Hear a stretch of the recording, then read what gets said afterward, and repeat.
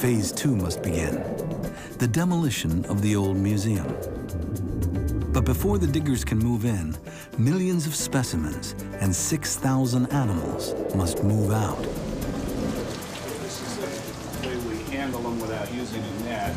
It requires an aquarium migration on a massive scale. Get you another one, Ken.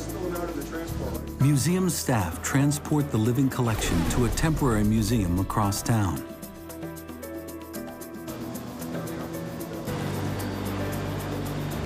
Here, they'll settle into new lodgings during the 3 years of construction.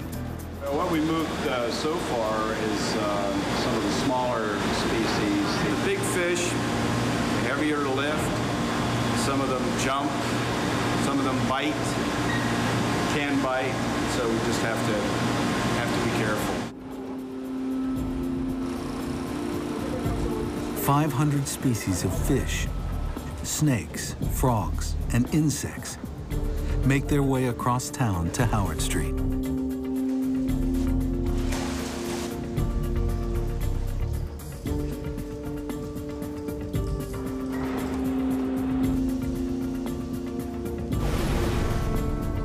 It'll be extremely tight quarters.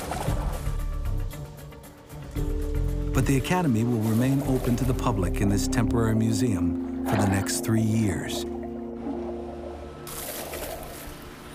Noah's Ark has been emptied. Now, it must be torn down. But all is not lost. In keeping with the Green Mission, over 8,000 metric tons of concrete from the old museum are recycled into road construction.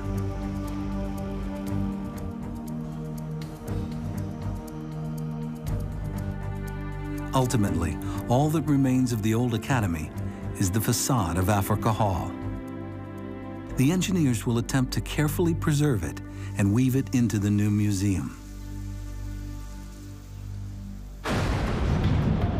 It's been 16 years since the earthquake fatally struck the city. Out of the dust, a new museum begins to rise. One that is truly green, despite its appearance. The concrete is partly recycled fly ash, a byproduct of coal-fired power plants. Even the insulation in the walls is recycled from shredded denim. We are in San Francisco, the city of blue jeans, so we use the blue jeans denim to make the thermal insulation. 100% of the steel in the building is recycled. All right, JP, weld that up.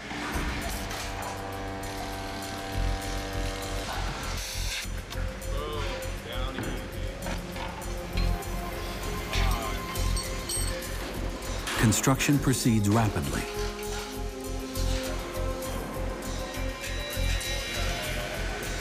There's only a couple of months before the winter rains come, and everything must be undercover. Alan, you either got to move the scaffold over, drop the whole thing down about 3 inches. As Keon predicted, Renzo Piano's design poses a sequencing problem for the team. When you got plants on top of steel, on top of planetarium, on top of water, on top of structure, on top of foundation, it's a unique, one-of-a-kind.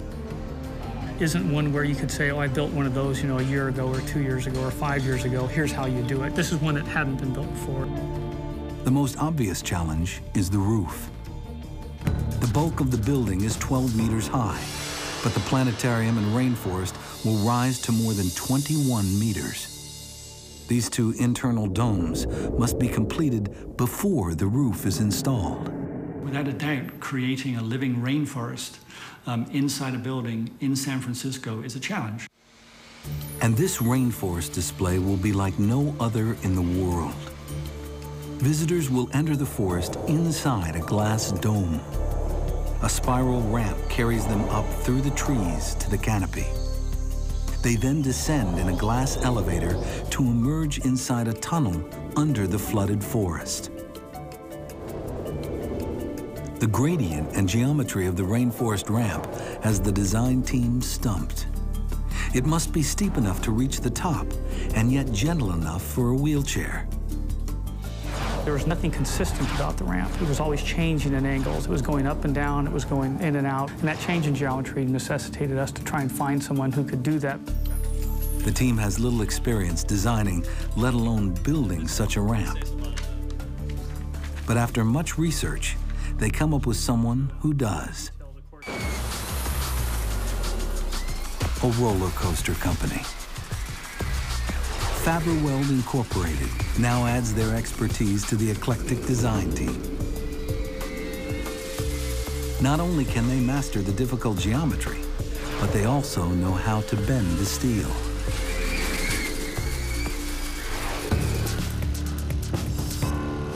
And you would enter the ramp in the bola right here.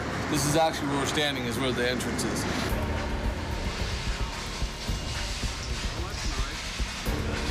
The construction crews working double time.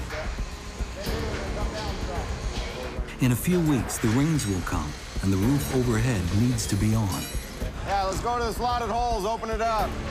To finish the rainforest, we're going to be accelerating our 1-month schedule and going to be using a double shift, 2 crews to build the 2 levels of deck so we could get the roof above us in time for rain season.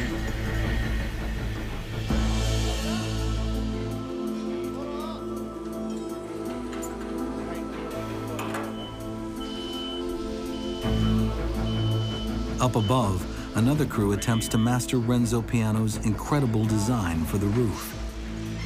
But progress is slow.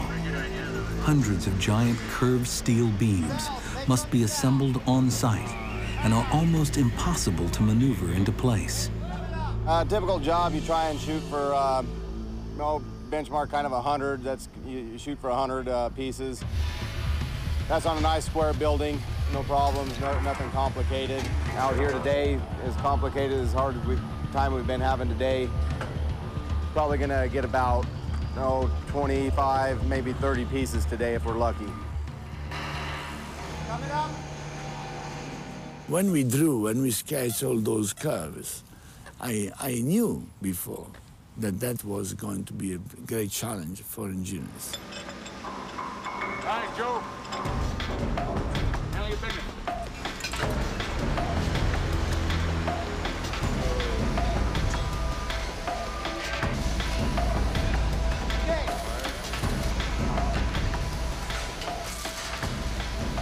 The beam we put in this morning was the heaviest beam that we were going to put in. It was it's long. It was 120 feet long. It had to come in 2 pieces. It weighed over 17,000 pounds. It required one guy a whole day to weld it. Beam by beam, the hills on the roof gradually take shape. Trying to cover them with plants will be a major experiment. To have 60-degree slopes on a living roof is unprecedented. As far as we know, that is by far the steepest planted roof in the world. A major challenge of the living roof was actually designing planting elements on the domes that would ensure that there would be no sloughing of soil or plants or any erosion. The engineers have yet to determine how to attach the soil and plants to the sloping roof so that they don't slide off when it rains. The experimental nature of the building's design requires team members from many different disciplines. As a botanist, Frank Almeida's job is to decide which species to plant on the roof. We knew that we were going to use native species, only native species, and which species will perform best, which will be the ones that will actually survive and thrive on a rooftop. We're also going to remove vegetation from a fairly small area on the flat part of the living roof and actually see what comes to the roof naturally. The living roof is meant to be the masterpiece of the museum, but that day seems a long way off. Ready to go over to your new home? Across town at the temporary museum, aquarium curator Bart Shepard is beginning to feel the squeeze. The living collection is growing rapidly. Hey, what's for breakfast? Oh, we got 500 grams here of cucumbers and bell peppers. All right, his favorite. Yeah, 2 of his favorite things. 6,000 animals moved out of the old museum, but 38,000 will move back in. Shepard's seriously running out of room. Done eating? Oh, yeah. Maybe he's done eating. He wants some scratching. He loves it, huh? Definitely loves it. It's hilarious. Diego, a green sea turtle on loan to the collection, will be one of 2 large turtles on display. He's been circling this tank for a couple of months now. I think he wants to be, you know, somewhere a little bit more natural, which will be what the lagoon absolutely. has us putting him in. So it'd be interesting to see what he does with all the other animals in there too. The stingrays, the sharks, the bony fishes. The new aquarium will house the deepest coral reef tank in the world. There's enough water in there to fill more than 5,000 bathtubs. The coral and fish might be enclosed in a tank, but they'll actually be swimming in the real deal. Their water will come directly from the Pacific Ocean, nearly 5 kilometers away.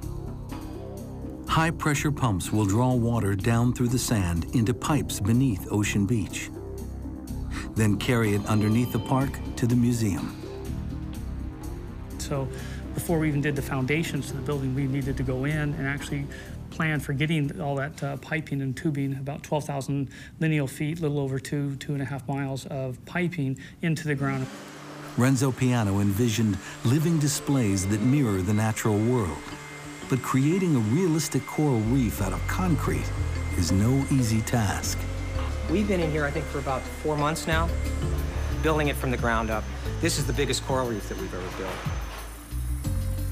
The rockwork, we use a fiberglass rebar, and then we put a plastic netting over that in these organic shapes, and then shoot that with a gunite material. The substrate itself is hand cast, and then some of this is texture padded. We take latex pads off of corals, and then we'll go back in and use a wet cement material and then do the imprints with these corals that are the press pads that are actually taken off of real corals. It's the skeleton. It's not the living coral.